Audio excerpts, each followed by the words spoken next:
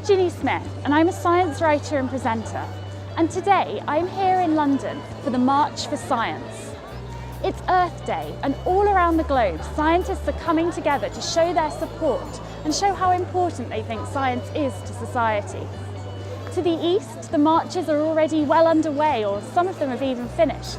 And to the west, scientists are still asleep, waiting to wake up and go out and make their mark.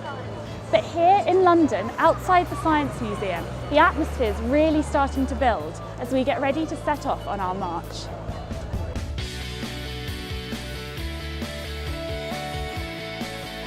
And I think anything that can draw more attention to science and to its role in ultimately protecting the planet and us is good. So that's why I'm here.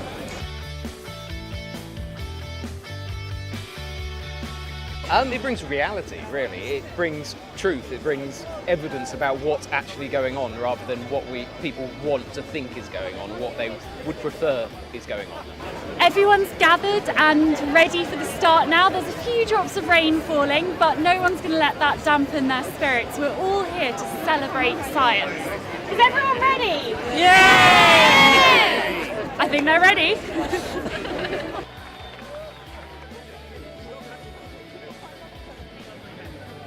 We're all getting ready to go now. The countdown is about to start, and then we're going to set off. So the mood is very excited here. Here we go. 9, 8, 7, 6, 5, 4, 3, 2, 1.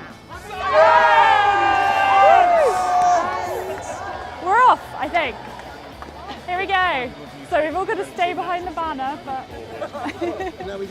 That dog, 10,000 years from a wolf to that. Wolf's at the back somewhere. Even wolf and grand will be manipulated. Oh, is there a wolf at the back? Yeah, somewhere. Oh, wonderful.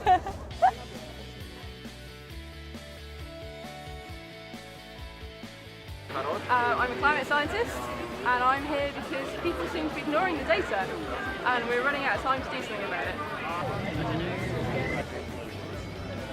What do we want? Evidence-based policy. When do we want it? After peer review.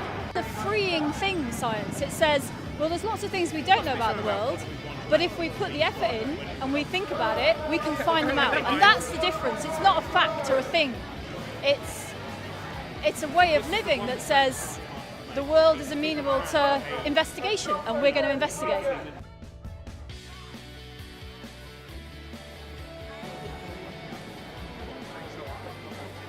So the march started in the US, in DC, after the Women's March. It was a reaction to some climate denialism attitudes and attempted silencing of government agencies, and a proposed budget that eliminated some funding for important science federal agencies like the EPA and now NIH.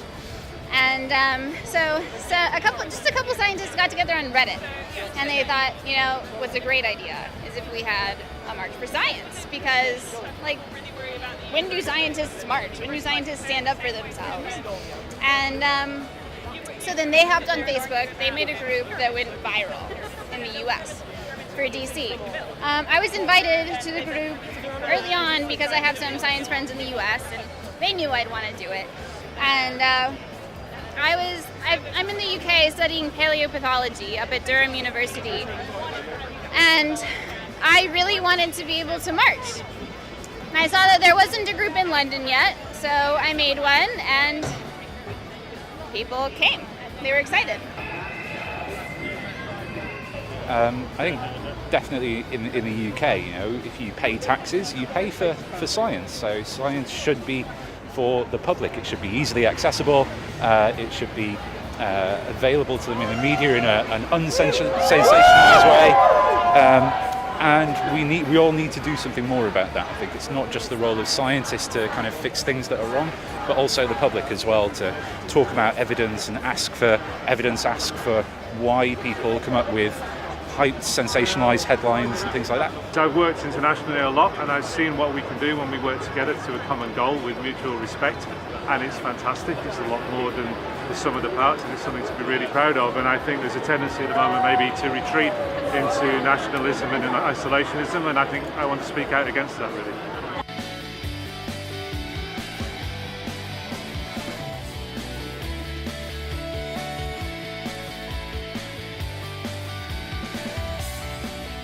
So the march has made it here to Parliament Square, and we're now partway through the rally. We've got loads of people gathered here watching our fantastic speakers who are talking about all sorts of different aspects of science and why it's important.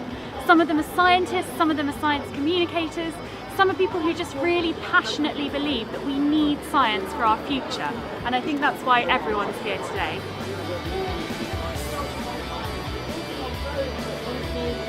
This is a monument to what science.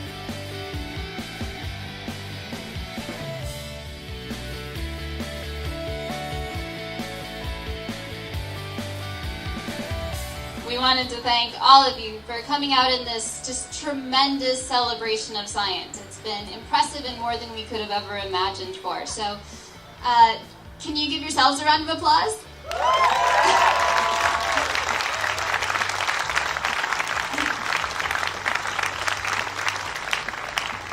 We hope you leave today feeling encouraged and inspired. And if you're wondering what's next, make sure to check out not only our official legacy partner, Cosmic Shambles Network, but also the official March for Science DC website, where they'll have action items and plans coming up in the next weeks and months for you to follow through on.